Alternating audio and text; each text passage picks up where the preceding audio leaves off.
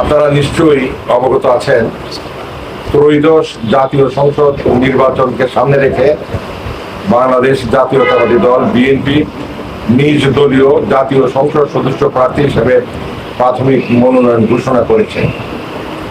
প্রিয় সাংবাদিকবৃন্দ, আপনারা জানেন কিশোরগঞ্জ এক আসনে প্রায় অর্ধ ডজন দলের নিবেদিত যোগ্যতম নেতৃবৃন্দ মনোনয়ন প্রত্যাশী ছিলেন।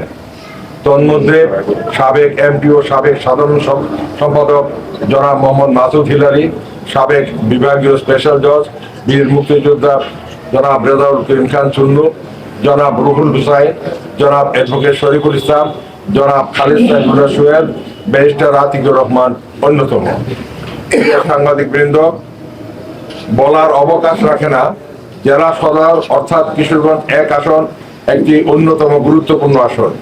এই আসনে বিগত 54 বছরে অস্থায়ী রাষ্ট্রপতি মরহুম অ্যাডভোকেট সৈয়দ নজরুল ইসলাম থেকে শুরু করে মরহুম আশরাফুদ্দিন মাস্টার, মরহুম ডাক্তার বদরুল করিম, অ্যাডভোকেট ফজলুর রহমান, মরহুম মোহাম্মদ আলমগীর হোসেন, মরহুম মৌলানা আতাউর রহমান খান, মরহুম সৈয়দ আশরাফুল ইসলাম এবং ডাক্তার সৈয়দা জাকিয়া নূর লিপি এমপি হিসেবে দায়িত্ব পালন করলেও কিশোরগঞ্জ হোসেনপুরবাসী তারই ধারাবাহিকতায় রাজনীতি, সমাজ, সংস্কৃতি, শিক্ষা তথা আদর্শগত দিক থেকে কাঙ্ক্ষিত মনোনীত প্রার্থী না পাওয়ায় আজ ক্ষুব্ধ, বিক্ষুব্ধ ও দারুণভাবে হতাশ।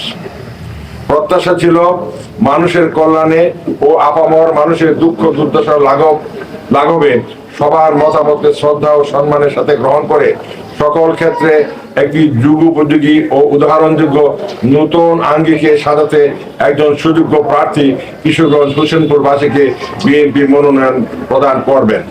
কিন্তু অত্যন্ত দুঃখ ও পরিতাপের বিষয় যে কিশোরগঞ্জ এক আসনে কোনো এক ব্যক্তি হীন স্বার্থ চরিতার্থ করার জন্য মনোনয়ন প্রত্যাশী উচ্চ শিক্ষিত ত্যাগী ফ্যাসিস্ট সরকারের দ্বারা নির্যাতিত, নিগৃহীত, জনবাদক যোগ্য প্রার্থীদের পাশ কাটিয়ে এমন একজনকে মনোনয়ন প্রদান করা হয়েছে যিনি ইতিপূর্বে কিশোরগঞ্জ পৌরসভায় 2 বার মনোনীত মেয়র প্রার্থী হয়েও পাশ করতে পারেননি, এমনকি নিজের কেন্দ্রেও 7 ভোটে পরাজিত হয়েছিলেন। যার বিরুদ্ধে স্বৈরাচার সরকারের সাথে আঘাত থাকায় একটি মামলা মোকদ্দমা হয়নি। রয়েছে চাঁদাবাজি ও স্বৈরাচারের দোষী হিসেবে অঢেল অভিযোগ, যা হয়তো আপনারা সকলেই জানেন। আমরা বিশ্বাস করি বাংলাদেশের রাজনীতির সোনালী ফসল, উজ্জ্বল নক্ষত্র আমাদের প্রিয় নেতা বিএনপির কর্ণধার জনাব তারেক রহমান কিশোরগঞ্জ এক আসনে মনোনয়ন প্রদান পরবর্তী অবস্থা সম্পর্কে অবগত আছেন। সবকিছু অবলোকন করছেন আপনাদের মিডিয়াদের মাধ্যমে। সুতরাং এমন ব্যক্তিকে মনোনয়ন দেওয়ায় আমরা উপস্থিত সকল নেতৃবৃন্দ এবং মনোনয়ন প্রত্যাশীগণ সহ কিশোরগঞ্জ হোসেনপুরের তৃণমূলের দলীয় নেতাকর্মী, শুভাকাঙ্ক্ষী ও সাধারণ মানুষ দৃঢ়ভাবে প্রদত্ত মনোনয়ন প্রত্যাখ্যান করছি এবং অনতি বিলম্বে মোহাম্মদ মাজারুল ইসলামের মনোনয়ন দেশ, দল ও এলাকা তথা জনস্বার্থে বাতিল করে অপরাপর মনোনয়ন প্রত্যাশীদের মধ্যে হতে জনসমর্থিত, সুশিক্ষিত, জনবান্ধব, জনপ্রিয়, সৎ, আদর্শিক, যোগ্য যে কোনো একজনকে মনোনয়ন দেওয়ার জন্য আজকের এই সংবাদ সম্মেলন থেকে জোর দাবি জানাচ্ছি। যেখানে বিএনপির মূল স্লোগান ব্যক্তির যে দল বড় এবং দলের চেয়েও দেশ, সুতরাং দেশের স্বার্থেই জন আকাঙ্ক্ষার একজন প্রার্থী অতীব প্রয়োজন। তিনি নির্বাচিত হলে দেশের তথা জনগণের তথা এলাকার সুষম উন্নয়ন ও অগ্রগতিতে শুধুই সেবার মানসিকতা নিয়ে কাজ করতে পারবেন এবং রাষ্ট্রীয় সকল ক্ষেত্রেই যথাযথ অবদান রাখতে পারবেন।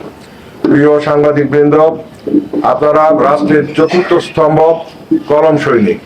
আমাদের দৃঢ় বিশ্বাস কিশোরগঞ্জ হোসেনপুরের বাস্তব চিত্র আপনাদের লিখনির মাধ্যমে আপনাদের প্রিয় প্রিন্ট ও ইলেকট্রনিক মিডিয়া তুলে ধরে কিশোরগঞ্জ সদর হোসেনপুরের আপামর জনগণের স্বার্থকেই এগিয়ে নিয়ে যাবেন। মহান আল্লাহ তাআলা আপনাদের ও আমাদের তথা সকলের মঙ্গল করুন। আল্লাহ হাফেজ। বাংলাদেশ জিন্দাবাদ। বাংলাদেশ জাতীয়তাবাদী দল জিন্দাবাদ। শহীদ জিয়া অমর হোক। দেশনেত্রী বেগম খালেদা জিয়া জিন্দাবাদ। তারুণ্যের অহংকার তারেক রহমান জিন্দাবাদ।